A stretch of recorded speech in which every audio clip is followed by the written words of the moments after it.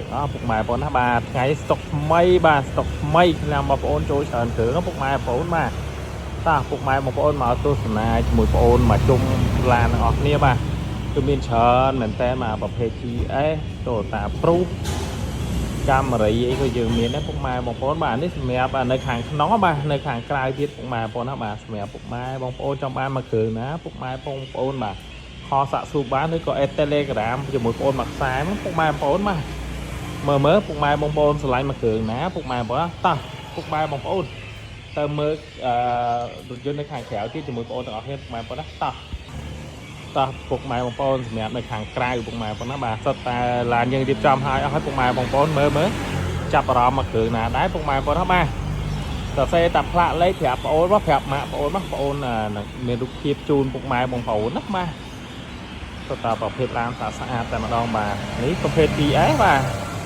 នេះ Toyota Proof 010ឥឡូវយើងទៅមើលគ្រឿងម៉ូតូទៀតពណ៌ក្រហមបាទ06ប្រភេទ Proof បាទហើយប្រភេទកាមេរ៉ាអីគឺយើងមានទាំងអស់ពុកម៉ែបងប្អូនណាបាទនៅក្នុងស្តុកស្រាប់តែម្ដងបាទប្រភេទ GS បាទប្រភេទ Proof បាទពុកម៉ែបងប្អូនមើលស្រឡាញ់មួយណាបាទអូមកគ្រឿងនេះ05ពុកម៉ែបងប្អូនណាបាទលេងយ៉ាន់នេះឲ្យមកស្អាតបាទហើយសម្រាប់មកគ្រឿងនេះបាទកាមេរ៉ាប្រភេទ LE ប្រភេទប្រើសាំងសុតណាបាទពុកម៉ែបងប្អូនចាប់អារម្មណ៍អាចខលថាសួរបានណាពុកម៉ែបងប្អូនបាទហើយយើងទៅមើលគ្រឿងតទៅទៀតពុកម៉ែបងប្អូនណាបាទអូសម្រាប់មកគ្រឿងនេះបាទប្រភេទ Toyota Proof ណាពុកម៉ែបងប្អូនបាទឆ្នាំ05ពូនពេញបាទសម្រាប់ប្រភេទនេះបាទគឺ010ពុកម៉ែបងប្អូនណាបាទមើលយ៉ានអូយ៉ានលេងហើយទៀតពុកម៉ែបងប្អូនអើយសម្រាប់អ៊ំបាទលិចស៊ីបាទឆ្នាំ2000បាទយេហើយបាទស្រឡាញ់មើលបានពុកម៉ែបងប្អូនណាបាទសុទ្ធតែឡានស្អាតពុកម៉ែបងប្អូននេះរៀបចំចាំពុកម៉ែបងប្អូនយកម្នាក់មកគ្រឿងយកទៅជីពុកម៉ែបងប្អូនបាទហើយសម្រាប់មកគ្រឿងនេះបាទប្រភេទ A ផាតបាទប្រភេទ A ផាតលក់ឲ្យពុកម៉ែបងប្អូន